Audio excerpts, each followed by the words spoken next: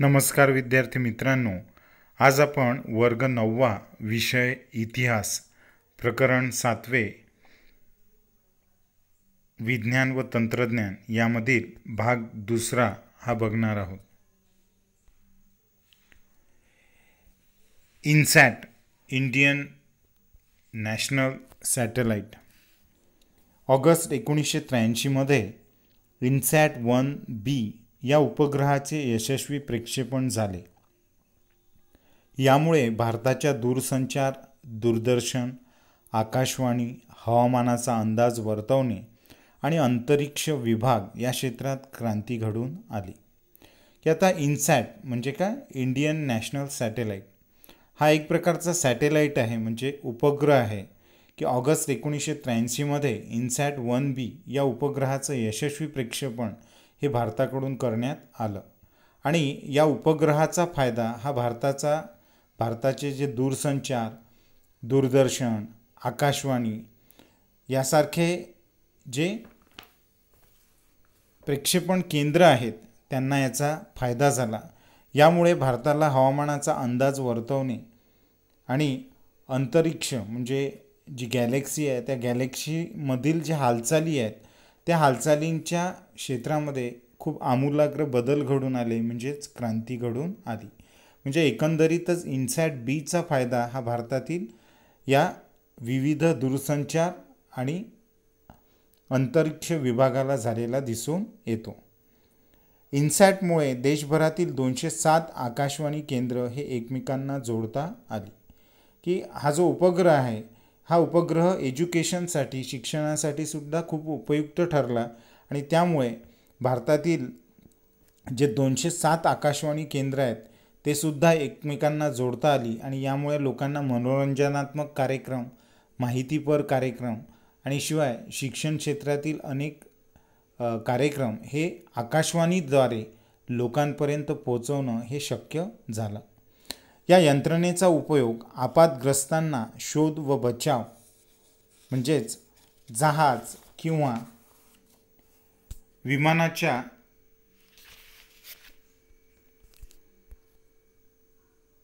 अपघात प्रसंगी हवामानाचा पूर्व अंदाज, वादळांचा शोध व मागोवा यासारख्या क्षेत्रांमध्ये सुद्धा झाला। की आता हा जो उपग्रह आहे हा उपग्रह करतो तरी काय? की अवकाशामध्ये जेव्हा हा उपग्रह असतो तेव्हा आपल्या देशावरील जे काही हवामान असेल त्याबद्दल त्यामुळे आपल्याला अंदाज वर्तवता येतो।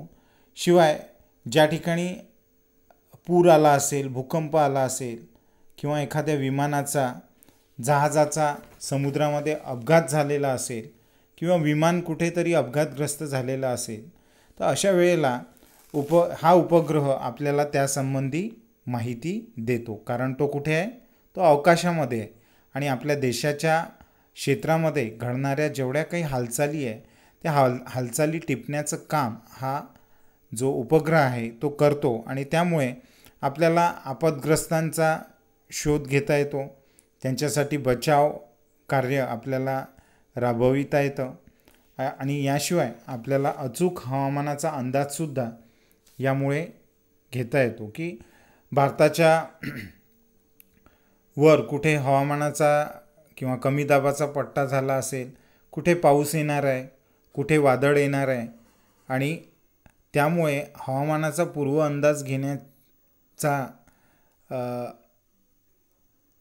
अंदाज घेण्याची एक यंत्रणा या इनसॅट बीमुळे आपल्याला प्राप्त झालेली आहे। याशिवाय याचा फायदा म्हणजे टेलिमेडिसिन आणि शैक्षणिक संस्थांना सुद्धा होत आहे। मग आता टेलिमेडिसिन म्हणजे तरी काय?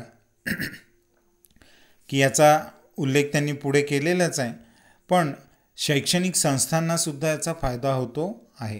की आपण या ग्रहाच्या माध्यमातून विविध जे आकाशवाणी केंद्र आहे किंवा जे विविध शैक्षणिक केंद्र आहे त्यांना आपण जोडू शकतो आणि या शैक्षणिक केंद्रांच्या माध्यमातून जे काही शैक्षणिक उपक्रम राबवले जात असतील, जे काही शिक्षण हे विविध वयोगटातल्या वर्गवारीतल्या मुलांना दिलं जात असेल त्यांच्यासाठी सुद्धा शिक्षणाचे कार्यक्रम या उपग्रहाद्वारे एकाच वेळी सर्व भारतभर प्रक्षेपित करणं हे शक्य झालेलं आहे.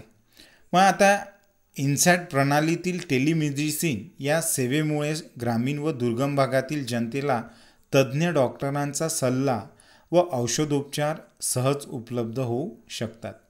की या ठिकाणी मी एक त्याच्यासाठी चित्र पण तुम्हाला दिलेलं आहे की एक व्यक्ती आहे जी काय करते, ऑन स्क्रीन म्हणजे कॉम्प्युटरसमोर बसून, जसं तुम्ही एखादा ऑनलाईन प्रोग्रॅम तुम्ही बघता किंवा एखादा लाईव्ह झूम मीटिंग किंवा गुगल मीटच्या माध्यमातून तुम्ही शिक्षणाचे धडे घेता, तसा हा जो व्यक्ती आहे तो काय करतो आहे, या उपग्रहाच्या मदतीने टेलिमेडिसिन सेवाचा लाभ हा घेताना दिसतो आहे.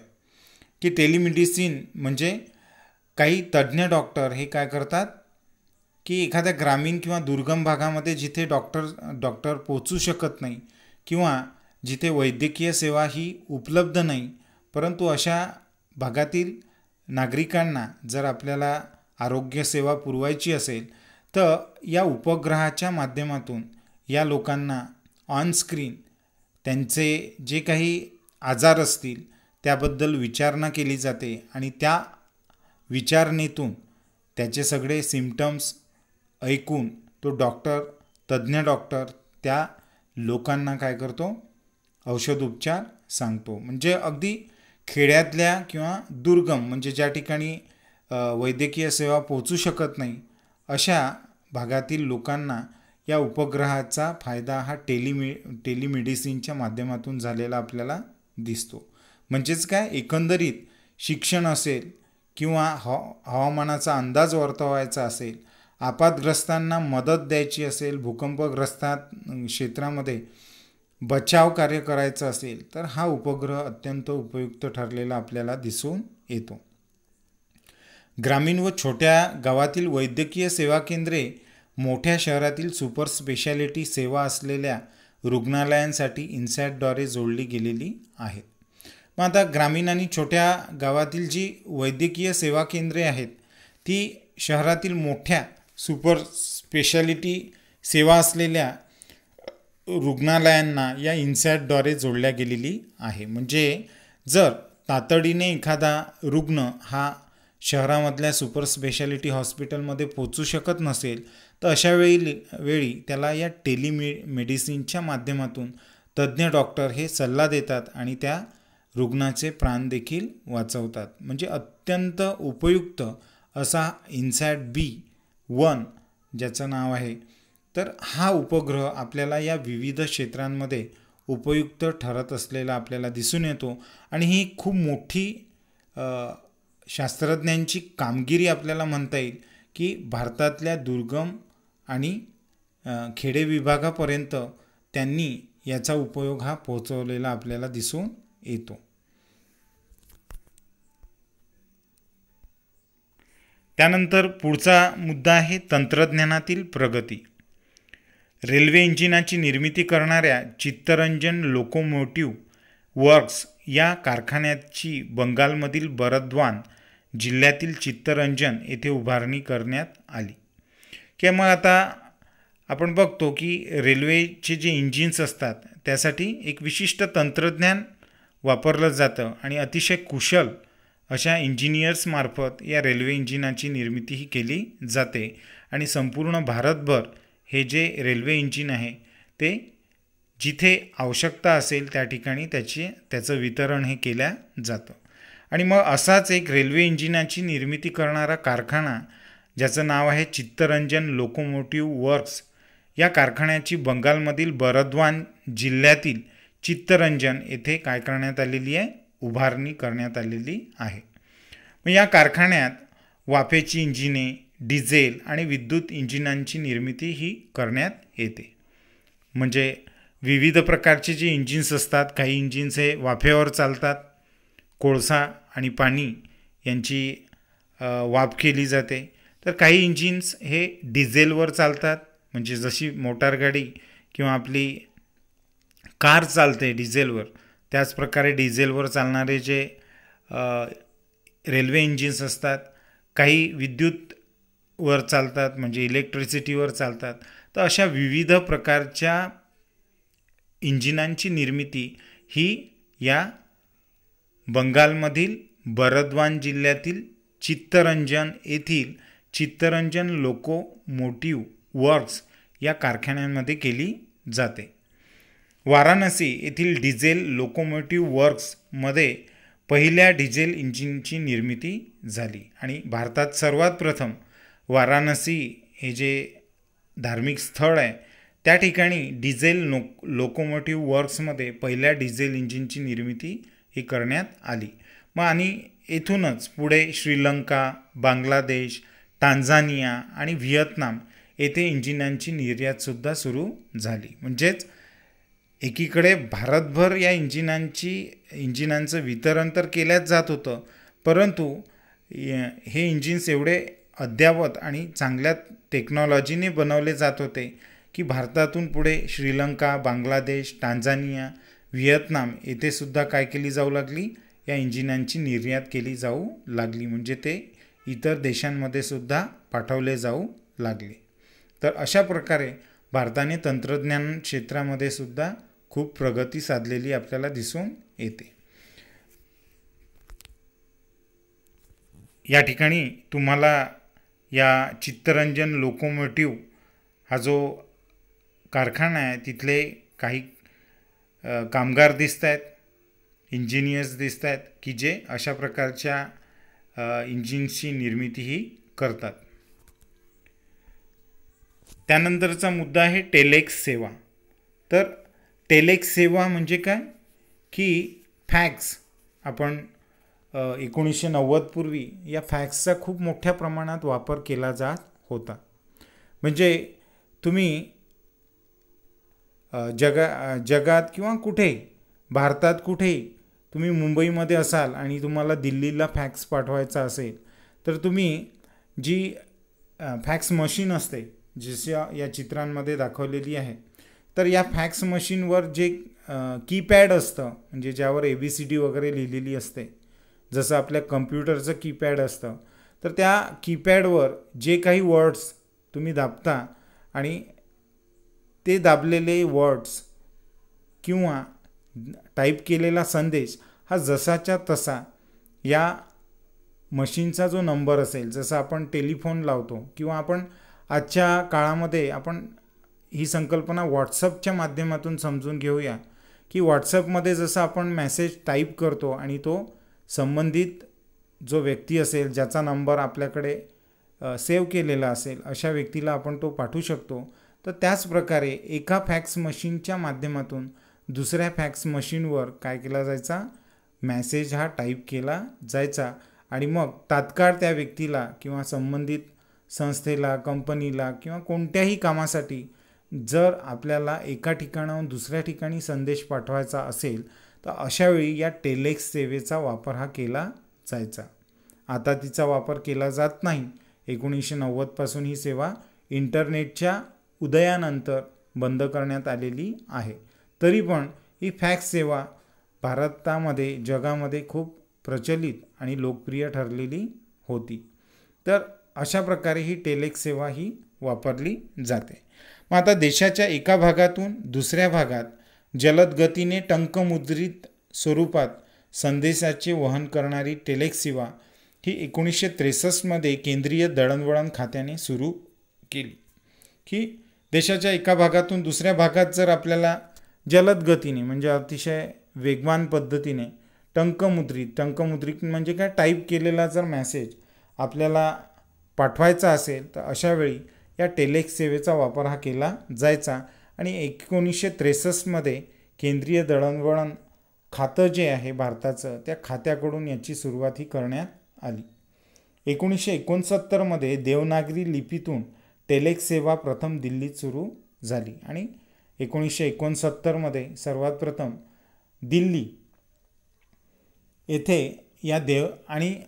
येथे या सेवेची सुरुवात करण्यात आली आणि तीही कशातून, देवनागरी लिपीतून. म्हणजे हिंदी, मराठी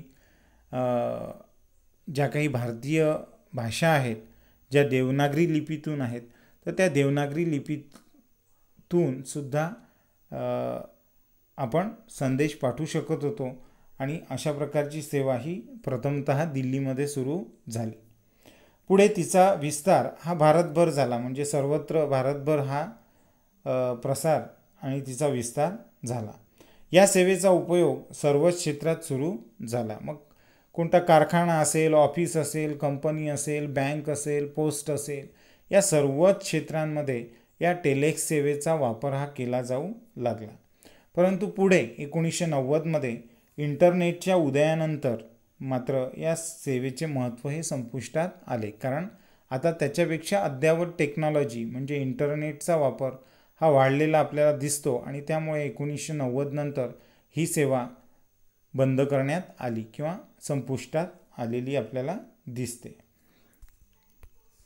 त्यानंतरचा मुद्दा आहे उपग्रहीय दूरसंचार केंद्र म्हणजेच सॅटेलाईट कम्युनिकेशन.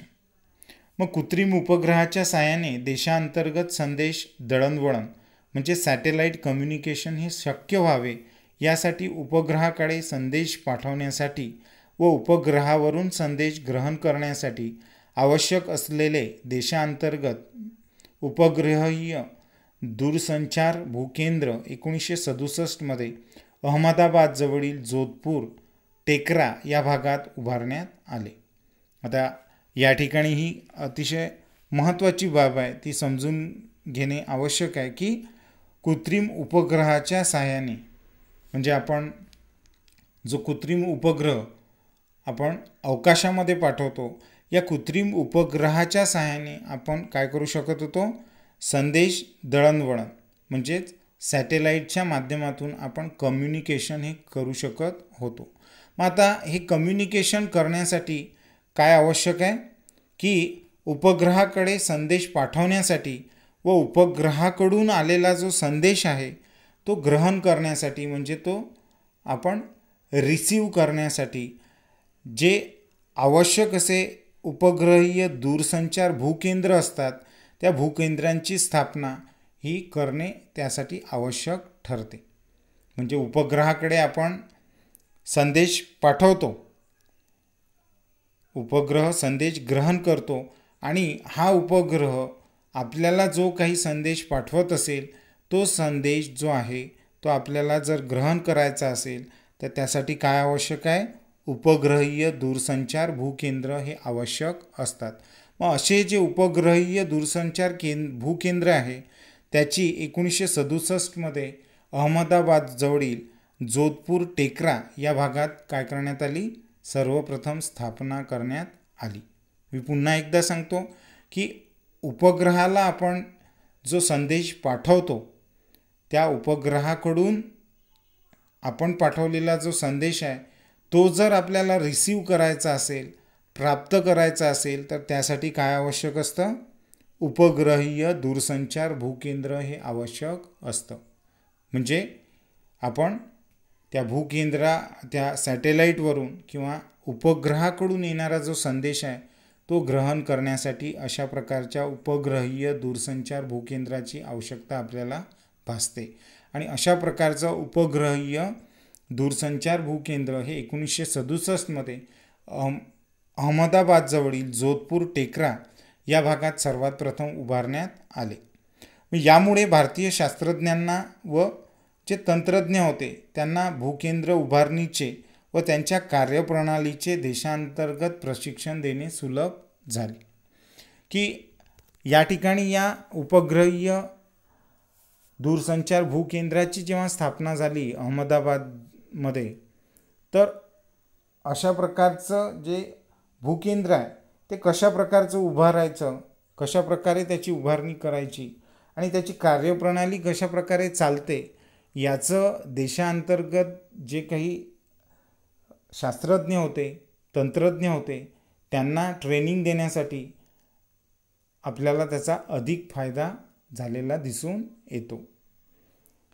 मग 1970मध्ये पुण्याजवळील आर्वी येथे आंतरदेशीय दूरसंचार सेवेसाठी सुसज्ज असे भूकेंद्र उभारण्यात आले.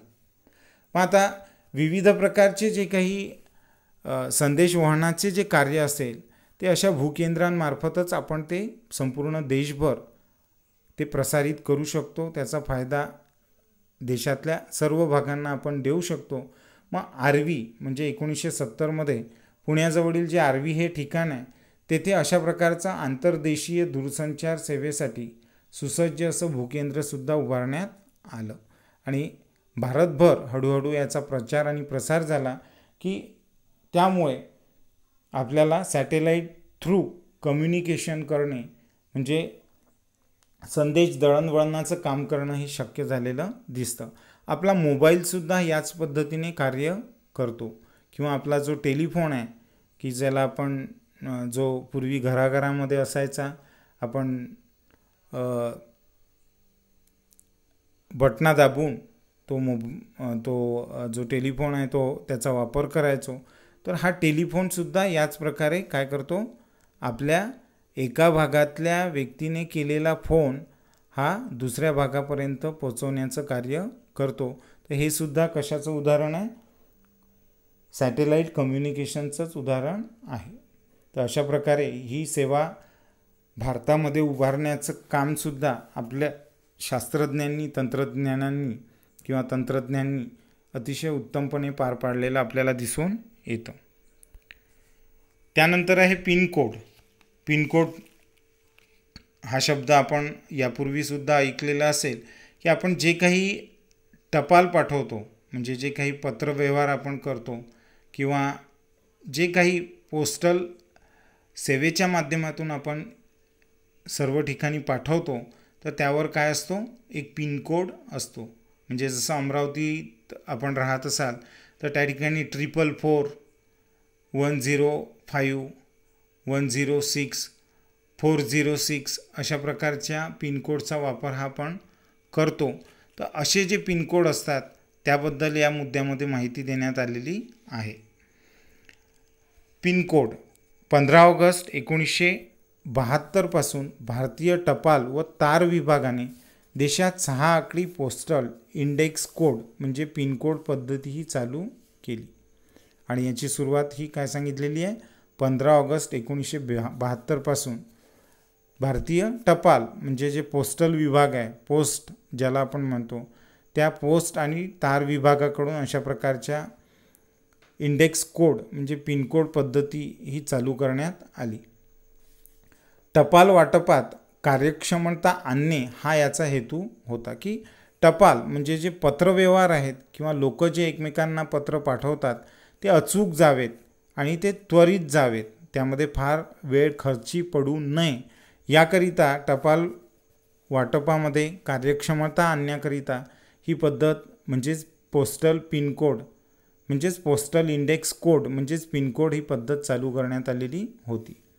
या पद्धतीत देशाचे 9 विभाग हे पाळण्यात आले की मग आता ही पद्धत लागू करण्याकरिता संपूर्ण देशाचं विभाजन हे 9 भागामध्ये करण्यात आलं. पिनकोडमधील पहिल्या क्रमांकाद्वारे मुख्य विभाग हे दर्शवले जातात की पिनकोडचा जो पहिला क्रमांक असतो त्याद्वारे काय दाखवलं जातं, मुख्य विभाग हा दर्शवला जातो. मग त्यानंतरचा जो क्रमांक असतो म्हणजे दुसरा क्रमांक याद्वारे उपविभाग म्हणजे त्या मुख्य विभागातला उपविभाग हा दर्शवला जातो आणि तोही कशाने, दुसऱ्या क्रमांकाने. तिसरा क्रमांक जो असतो हा काय असतो, उपविभागातील प्रमुख बटवाडा म्हणजेच उपविभागातील जो कोणता प्रमुख विभाग आहे, बटवाडा म्हणजे काय, एक प्रमुख विभाग.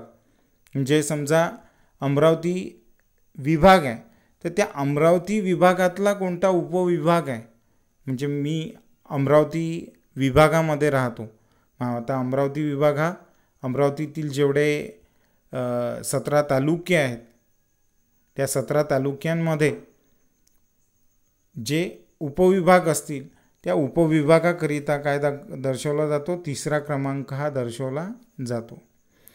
तर उर्वरित 3 क्रमांकाद्वारे स्थानिक बटवाडा डाकघराची स्थाननिश्चिती करण्यात आलेली आहे. म्हणजे उर्वरित जे 3 क्रमांक आहे म्हणजे पहिले जे 3 क्रमांक आहे, पहिल्या क्रमांकाद्वारे मुख्य विभाग दर्शवला जातो, दुसऱ्या क्रमांकाद्वारे उपविभाग दर्शवला जातो, तर तिसऱ्या क्रमांकाद्वारे उपविभागातील प्रमुख बटवाडा म्हणजे जिल्हा हा दर्शवला जातो. तर उर्वरित जे 3 क्रमांक आहेत त्याद्वारे त्या स्थानिक बटवाडा म्हणजे त्या स्थानिक भागातील जे डाकघर असेल त्या डाकघराची स्थान निश्चितीही करण्यात आलेली आपल्याला दिसून येते. म्हणजे प्रमुख जो प्रथम क्रमांक आहे त्यामध्ये अमरावती विभाग, त्यानंतर अमरावती विभाग दर्शवल्यानंतर जो दुसरा क्रमांक आहे त्याद्वारे अमरावतीतील कोणता उपविभाग आहे म्हणजे कोणता तालुका आहे ते दर्शवलं जातं. आणि तिसऱ्या क्रमांकाद्वारे काय दाखवलं जातं की कोणता जिल्हा आहे. आणि मग उर्वरित जे 3 क्रमांक आहेत त्याद्वारे काय दाखवलं जातं, स्थानिक बटवाडा म्हणजे तो कोणता एरिया आहे की त्या एरियातल्या डाकघराची स्थान निश्चिती ह्या या 3 क्रमांकांद्वारे दाखवली जाते. महाराष्ट्रासाठी 40, 41, 42, 43, 44 हे पहिले 2 आकडे आहेत. मग आता महाराष्ट्रासाठी काय करण्यात आलेलं आहे, त्याच्यासाठी सुद्धा काही क्रमांक हे निश्चित करण्यात आलेले आहेत. ते म्हणजे 40, 41, 42, 43 आणि 44 हे पहिले 2 आकडे आहेत. 1986 मध्ये टपाल वेगाने पोहोचवण्यासाठी स्पीड पोस्ट सेवासुद्धा सुरू करण्यात आलेली आहे. की या स्पीड पोस्टचा वापर आपण बरेच वेळा करतो. एखाद्या वेळेला लग्नाची जेव्हा घाई असते तेव्हा लग्नाच्या पत्रिका या स्पीड पोस्टद्वारे आपण टाकतो. किंवा एखाद्या युवकाला नोकरीचा अर्ज त्वरित जर पाठवायचा असेल तेव्हासुद्धा स्पीड पोस्टाचा वापर हा केला जातो, जेणेकरून आपलं पत्र हे त्वरित आणि लवकरात लवकर आपल्याला जिथे पाठवायचं आहे तिथे ते योग्य पद्धतीने पोहोचेल. तर अशा पद्धतीने या पिनकोडची सुरुवात ही संपूर्ण भारतभर ही करण्यात आली, जेणेकरून डाक सेवेमध्ये अधिक सुलभता यावी, अचूकता यावी आणि शिवाय त्यामध्ये वेळेची सुद्धा बचत व्हावी. त्यानंतरचा मुद्दा आहे ISD म्हणजेच international subscriber dialled telephone service. 1972 मध्ये मुंबईत ओव्हरसीज कम्युनिकेशन सर्व्हिसची स्थापना करून आंतरराष्ट्रीय दूरसंचार सेवेची व्यवस्था करण्याचे काम हे सुरू झाले. म्हणजे या ISD सेवेची म्हणजे आपण जे कॉल लावतो त्या कॉलला, टेलिफोन कॉलला, मोबाईल कॉलला काय म्हणतात, लोकल कॉल. परंतु हेच कॉल जेव्हा आपण भारतातून बाहेरच्या देशामध्ये लावतो त्याला काय म्हणतात, ISD कॉल म्हणजेच international subscriber dialled telephone call. म्हणजेच ISD म्हणजे इंटरनॅशनल कॉल.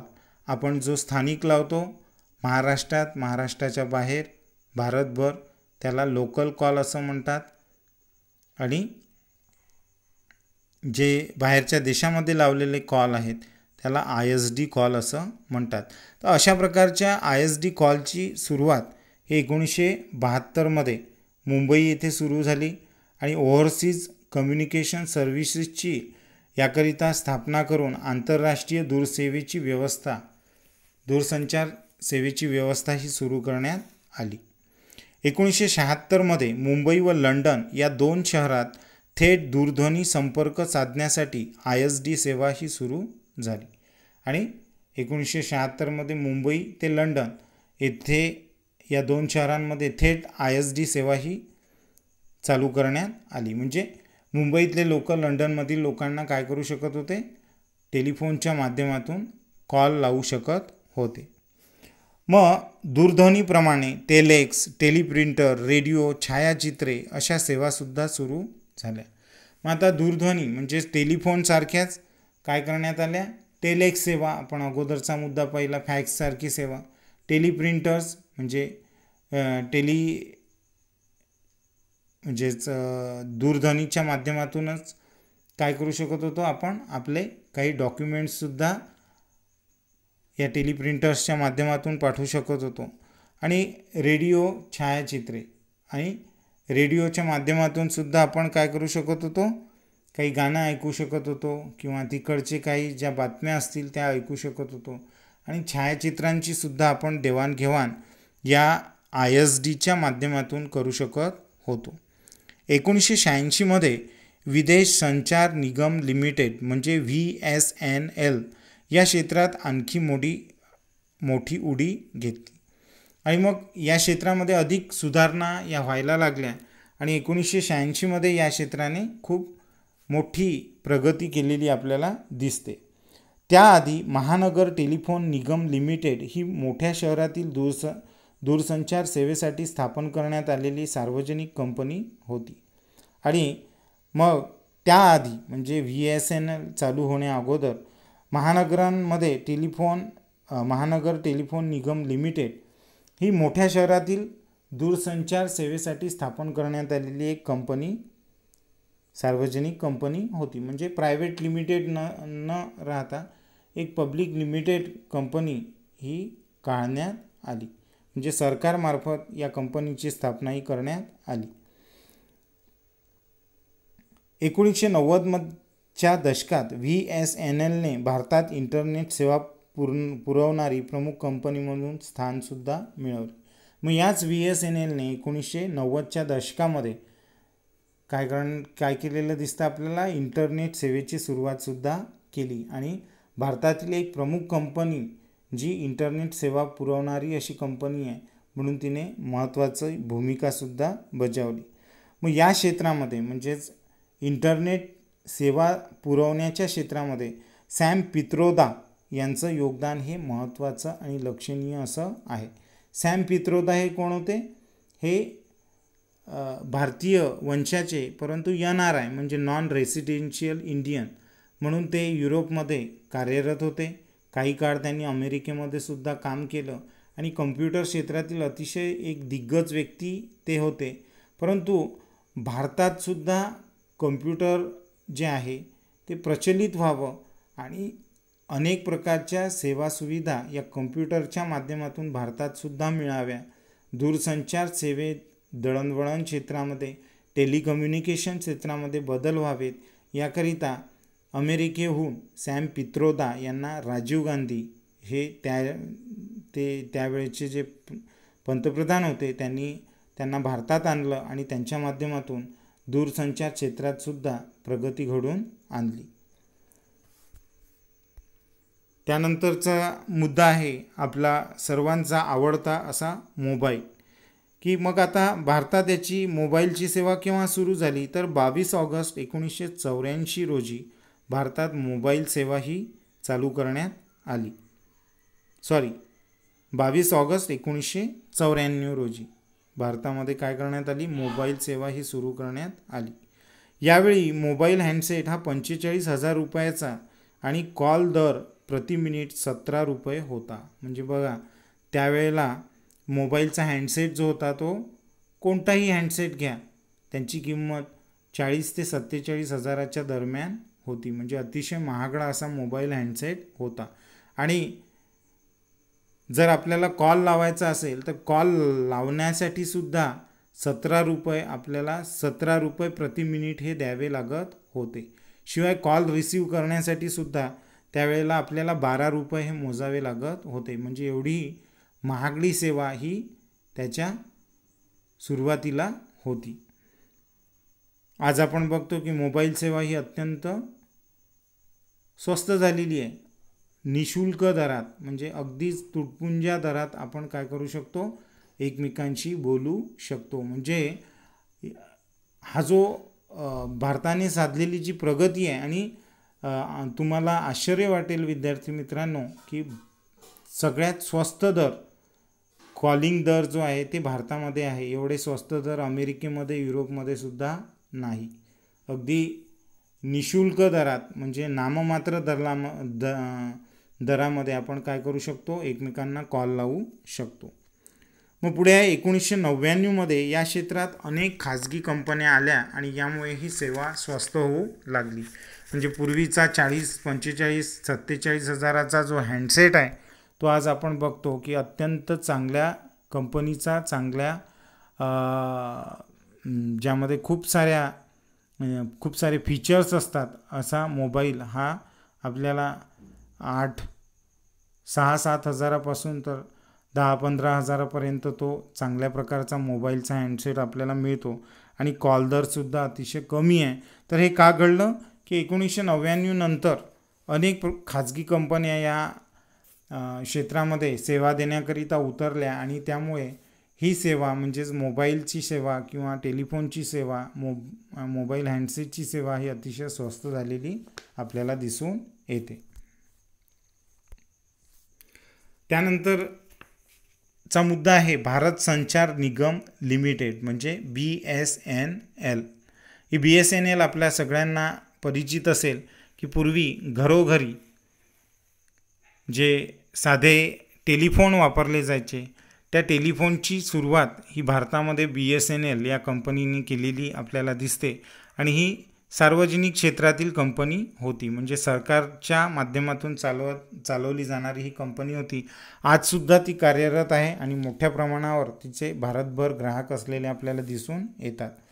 2000 दूरसंचार विभागाची पुनर्रचना करण्यात आली. म्हणजे BSNL ही जी कंपनी आहे तिची 2000 साली पुनर्रचना करण्यात आली. म्हणजे त्यामध्ये काही सुधारणा करण्यात आल्या आणि पुनर्रचित अशी ही BSNL नावाची कंपनी पुन्हा चांगल्या पद्धतीने संपूर्ण भारतभर चालू करण्यात आली.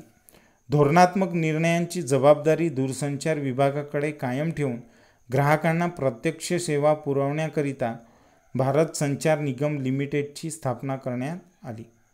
मग आता चांगल्यात चांगली पद्धतीची सेवा ही आपल्या ग्राहकांना मिळावी आणि ग्राहकांना प्रत्यक्ष सेवा म्हणजे डायरेक्ट सर्व्हिस ही प्राप्त करण्याकरिताच भारत संचार निगम लिमिटेडची स्थापना ही करण्यात आलेली आहे. म्हणजे एकंदरीतच BSNL हे काय लोकांच्या कल्याणाकरिता, लोकांना चांगली सेवा देण्याकरिता या दूरसंचार विभागाची स्थापना ही करण्यात आलेली आहे. दूरध्वनी सेवेद्वारे किंवा दूरध्वनी सेवेबरोबरच सेल्युलर फोन, इंटरनेट, ब्रॉडबँड सेवासुद्धा उपलब्ध झालेल्या आहेत. म्हणजे BSNL ही काय करते आपल्याला सेल्युलर फोनसुद्धा प्रोव्हाइड करते. सेल्युलर फोन म्हणजे काय, जो डायरेक्ट सॅटेलाईटशी कनेक्ट होतो आणि आपण कोणत्याही दुर्गम भागात आपण एखाद्याशी संपर्क करू शकतो. तर अशा दूरध्वनीबरोबर म्हणजे साध्या टेलिफोनबरोबर सेल्युलर म्हणजे मोबाईल सदृश सेवा ही त्या काळात ही BSNLच्या माध्यमातून पुरवली जाऊ लागली. याशिवाय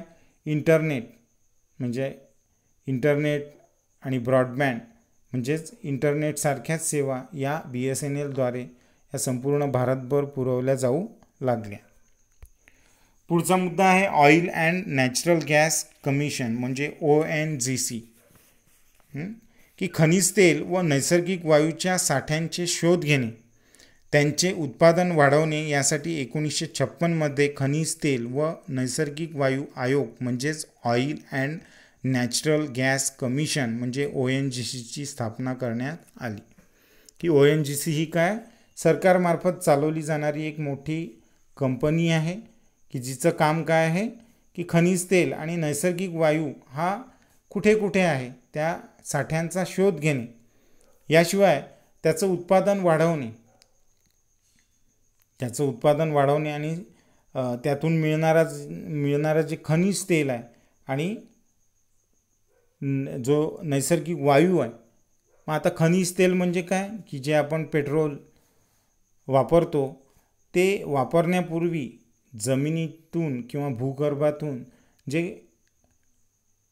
अशुद्ध स्वरूपाचं तेल काढलं जातं म्हणजे ज्याला खनिज तेल आपण म्हणतो. मग त्यातून पेट्रोल, डिझेल आणि केरोसिन हे बनवलं जातं. तर अशा खनिज तेल आणि नैसर्गिक वायू म्हणजे जो मिथेन, ब्युटेन असे जे नॅचरल गॅस असतात म्हणजेच नैसर्गिक वायू असतात. तर हे वायू आपण घरामध्ये सिलेंडरमध्ये त्याचा वापर करतो आणि याशिवाय अनेक प्रकारच्या ज्या इंडस्ट्रीज असतात त्या ठिकाणी या गॅसेसचा वापर हा केला जातो. विविध ठिकाणी हे गॅसेस वापरले जातात. तर अशा ऑइल अँड नॅचरल गॅस म्हणजेच खनिज तेल आणि नैसर्गिक वायू हा भारतामध्ये उत्पादित व्हावा, त्याचं उत्पादन वाढावं. मग त्यासाठी आवश्यक असं शोधकार्य करण्याचं काम आणि असे नैसर्गिक साठे शोधण्याचं काम हे कोण करतं? ONGC ही कंपनी करते. आणि याकरिताच ONGCची स्थापना ही 1956मध्ये भारतात करण्यात आलेली आहे. आसाम राज्यातील दिग्बोई नंतर गुजरातमधील अंकलेश्वर परिसरात खनिज तेल हे सापडले. की सर्वात प्रथम आसाममधील दिग्बोई हे जे ठिकाण आहे त्या ठिकाणी काय सापडलेलं आहे? खनिज तेलाचे साठे हे सापडले. आणि त्यानंतर गुजरातमधील अंकलेश्वर या ठिकाणी खनिज तेलाचे साठे सापडले. पुढे गुजरातमधील खंबायतच्या आखातात खनिज तेल व नैसर्गिक वायूंचे साठे हे सापडले. म्हणजे गुजरात प्रथम आसाममधील दिग्बोई येथे सापडले आणि त्यानंतर गुजरातमधील अंकलेश्वर या ठिकाणी अशा प्रकारचे खनिज आणि तेलाचे साठे सापडले. पुढे गुजरातमधीलच खंबायत या ठिकाणी सुद्धा खनिज तेल आणि नैसर्गिक वायूचे साठे हे सापडले.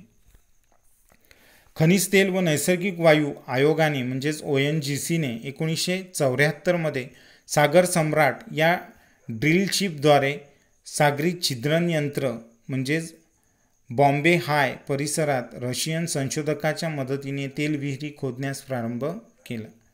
आता या चित्रांमध्ये जे दिसत आहे ते बॉम्बे हायचं चित्र आपल्याला दिसत आहे की खनिज तेल आणि नैसर्गिक वायू आयोग म्हणजे जो ONGC आहे त्यांनी 1974मध्ये सागर सम्राट म्हणजेच ज्याचं नाव काय आहे बॉम्बे हाय या परिसरामध्ये रशियन संशोधकांच्या मदतीने तेल विहिरी खोदण्यास प्रारंभ केला. म्हणजे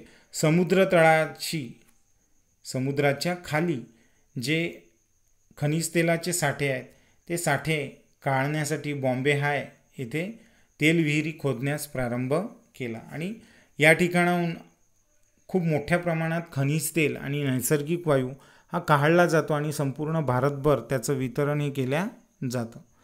येथे 1975 पासून खनिज तेल व नैसर्गिक वायू मिळण्यास सुरुवात झाली आणि 1975 पासून या बॉम्बे हाय या ठिकाणी भूगर्भामध्ये खनिजाच्या तेल विहिरी खोदण्यात आल्या आणि त्या ठिकाणाहून खनिज तेल आणि नैसर्गिक वायू हे मिळवण्यास सुरुवात झाली.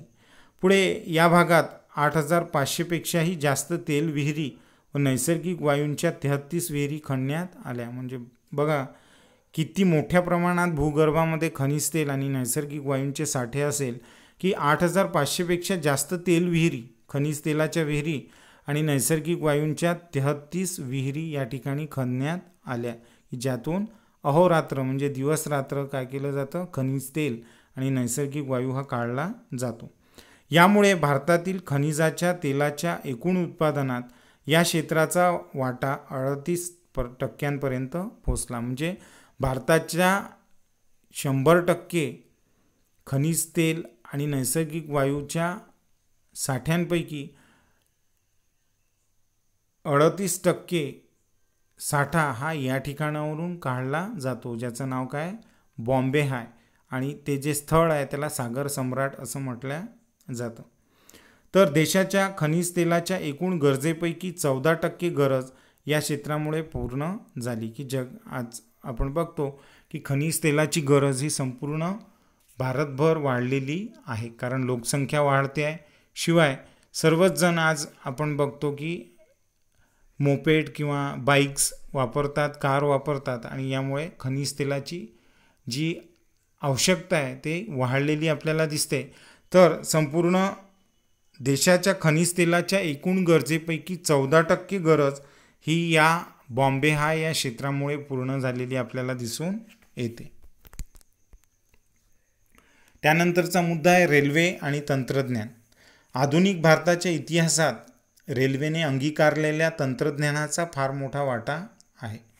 की आधुनिक भारताचा जो प्रगतीचा जो इतिहास आहे त्यामध्ये रेल्वेने जी काही टेक्नॉलॉजी किंवा ज्या तंत्रज्ञानाचा वापर केला त्यामुळे खूप मोठ्या प्रमाणात भारताची प्रगती ही आपल्याला झालेली दिसून येते. रेल्वे प्रवासाच्या आरक्षणात किंवा आरक्षण व्यवस्थेत कार्यक्षमता, अचूकता आणि सुसूत्रता यावी म्हणून 1984मध्ये दिल्लीत सर्वप्रथम संगणकीकृत आरक्षण व्यवस्था ही करण्यात आली. की आता रेल्वेची आरक्षण व्यवस्था म्हणजे काय, रेल्वेचं रिझर्वेशन, रेल्वेच्या या रिझर्वेशन व्यवस्थेमध्ये कार्यक्षमता यावी, अचूकता यावी आणि सुसूत्रता यावी, की गोंधळ उडू नये. कारण हजारो रेल्वे या रोज धावतात आणि हा जो एवढा मोठा भारतभर पसरलेला रेल्वेचा जो पसारा आहे, त्या पसारामध्ये कामकाजामध्ये सुसूत्रता यावी, कोणत्याही प्रकारचा गोंधळ हा होऊ नये, याकरिता 1984मध्ये दिल्लीत सर्वात प्रथम संगणकीकृत म्हणजे कम्प्युटराइज आरक्षण म्हणजेच कम्प्युटराइज रिझर्वेशनची सुरुवात ही करण्यात आली, की जेणेकरून लोकांना काय करता यावं, योग्य पद्धतीने आणि अचूक असं रिझर्वेशन म्हणजेच